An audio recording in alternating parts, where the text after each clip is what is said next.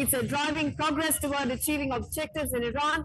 President also stated Trump's decisive leadership has now built the strongest economy in history, which in turn fuels the country's military strength at the moment. Now, he also goes ahead to add he believes the U.S. is now nearing completion of its core strategic objectives in Iran, ending the country's threat to the world. President also emphasized that economic security is key to national security, while saying that Trump is now leveraging both to keep Americans secure and prosperous. All right, so this is the Besant's reaction. Trump's leadership fuels economic strength. This will be definitely a supportive statement, no doubt about that. The Treasury Secretary Scott Bessent has Trump's leadership for the US's strong economy and military, saying it's driving progress towards achieving their objectives in Iran. We have guests with us joining to speak on this issue for their analysis. All right, we have Sierra Claire, a foreign policy expert, live from Los Angeles, and thanks a lot for joining us. And we also have Ritesh Tandon, U.S. congressional Republican candidate, joining us from California, USA. Thanks a lot, Ritesh. My first question, Ritesh, will be to you. What's your take on Donald Trump's latest speech? The kind of reaction which we are receiving from Iran. Iran is mocking Trump after the speech. They're saying that Donald Trump has claimed victory the 25th millionth time. So I just want to say that, first of all, thank you so much for bringing me here. I'd like to say that Trump is completely unpredictable. Actually, he don't want to share his war strategy, but he does the things like nobody can predict. For example, for his war, actually, even though he's saying that he's going to hit the Iran, because he wants the Iran to come on the table to negotiate, open the canal, and not only this part, to end their nuclear missile program, because that's the main goal, because the world is not a safe place when the Iran has the nuclear weapons. Today, actually, Iran, Israel, both together, they have completely destroyed the Iranian Navy, Air Force. In fact, they have also impacted very heavily on their nuclear program. But Trump actually strategy is very clear. When they are in, they want to complete the job and want to make sure that the objective where Iran don't have the nuclear weapon is achieved. So right now the war is getting more and more complex, and I see that President Trump wants to move out of the war, and in that case, they want to negotiate with the Iran to close the deal. But Ritesh, other question to you. Does Iran have nuclear weapons as we speak right now? Is that threat as big as being said? Because Joe Kent begs to differ from your statement. He has also released another statement now. He said, we do not honor our fallen heroes by getting more of our best men and women killed in the Middle East region. But the kind of reactions that we are getting after Trump's speech speak otherwise. Ritesh. Yeah. So here is the thing, like Iran, they have never allowed outsiders to go and check their facility. They always keep on shouting death to Americans, death to Israelis, and death to anyone supporting America. So here, actually, they have never allowed anyone. If they have came on the table and work with the Americans and the other people around the world, and together let everybody say that this nuclear program, even if they have, is for the peace process or something, things might be different. Today, when you look into October 12 incident where 12,000 Israelis were killed by the Hamas, and when we look into the Hamas, actually, they have done the brutal killing of Israelis and Americans. And also, let's look into, for India, we also, the same Hamas is sitting with 2025 at the Pakistan-occupied Kashmir with Lashkar-e-Taiba and Jaish-e-Mohammed, everyone. So technically, Iran was a mothership of supporting terrorism across the world. And now this mothership is sinking. And in this sink, even the countries like, I can say UAE, Kuwait, Bahrain, Saudi Arabia, everybody wants this mothership to be controlled. Iran themselves, they have killed 45,000 people of their own, which is a very surprise. No one in the world is coming forward to become their voice. I think what the President Trump and what Israelis are doing right now. Ritesh, even Pakistan has nuclear weapons in this case, and they should not be having nuclear weapons. They are also sponsoring terrorism. We have Sierra Claire with us also. Ishita. And of course, Sierra Claire, coming out to you now. Now, Donald Trump says he's achieved almost all of its military objectives and could be looking at winding down of this conflict in the coming 2 to 3 weeks. Now, from the outset, it looks like he's looking for this big victory that he can claim a respectable exit or an off-ramp, as many would call it. What, according to you, is trying to achieve in the coming 2 to 3 weeks as we now stare at more escalations?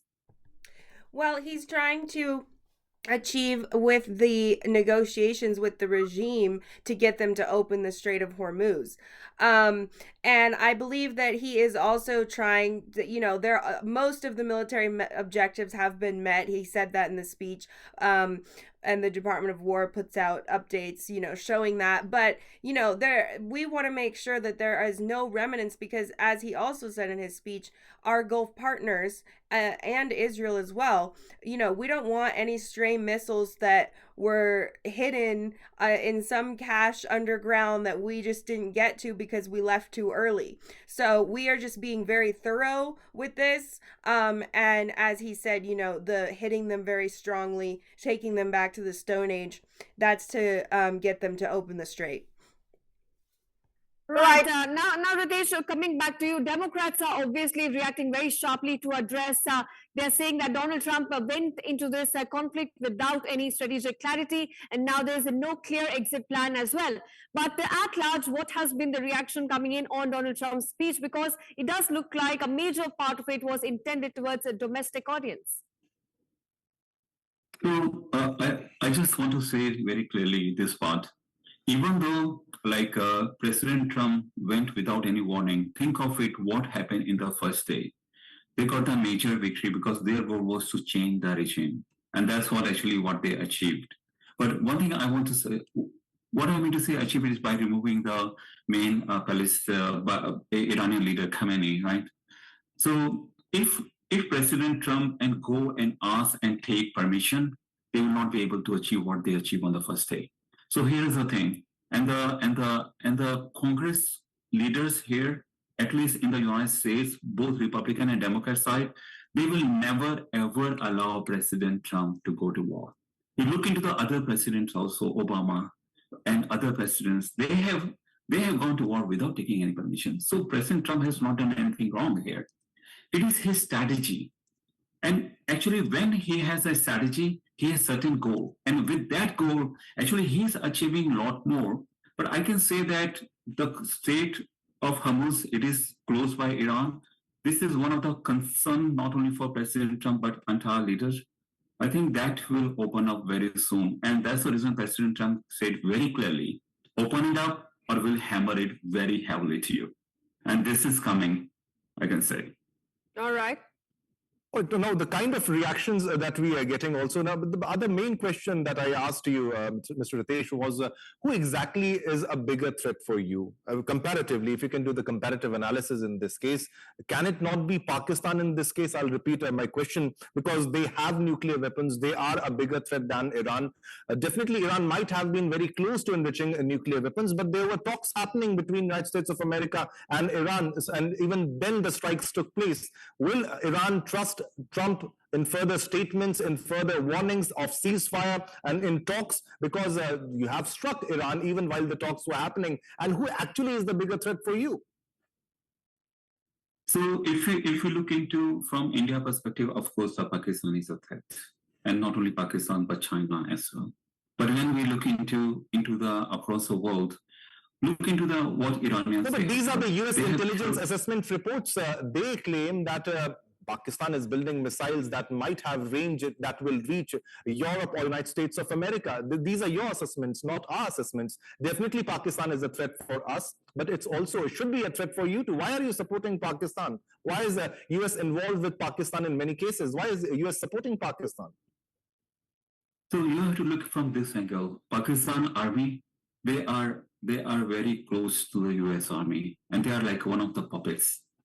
US buys Pakistan. Their leaders, they come here they bow in front of the of US leadership, and then they go back. They are not a threat. Whatever US want from Pakistan, they can get it done. You have seen the example of Afghanistan, what happened. Whatever US want to achieve, they have achieved in Afghanistan, and Pakistan was helping them. Only thing what Pakistan need is just throw the money to them, and they will talk your language. And that's the reason why they are not threat. When we look into the Iran actually, they are not only building the nuclear weapons, they have bombed the US carrier. They have the drones, what they're supplying to the Russians, which are fighting against other side. I can tell you they have a lot more capability. And today, when we look into Iranians people, as I said earlier, the mothership who was supporting Hezbollah, who was supporting all the Hamas leadership, who are supporting all the Houthis who are attacking all the ship. I think that mothership, if it falls, I think world can be much safer place today. Look into the Iranian region when they kill their own 45,000 people. Who are we actually? They can do a lot more destruction to the world. And I can say that there are some countries who are very neutral, like France, UK, Germany, Netherlands, all those people. But it's time to clear up the Iran very straightforward way, I can say, and make this world more safer place to live. And your question is, Pakistan, even though they have anything, what they talk a lot more than what they have. Let me tell you. Okay. And Iran's a much bigger threat. Yeah. All right. Now Sarah also continues to stay with us. Sarah, coming back to you now, a big question on everyone's mind is right now is what happens to the Strait of Hormuz. It still remains blocked. Iran is now intended to continue its leverage, while Donald Trump also does not seem very keen to reopen it. He's sort of shifting the responsibility to more countries which are dependent directly on the Strait of Hormuz. So how do you think this is likely to now play out? Yeah, absolutely. If I could just touch on the Pakistan issue quickly, I want to push back a little bit to say that the US doesn't view them as a threat at all. I think that when you hear people like Tulsi Gabbard who say that the biggest threat America's facing is actually Islamic terrorism, I think that we are looking at Pakistan. We're looking at Islamic extremism as a whole. And so there are countries that fall under that, but it's really about the Islamic extremism.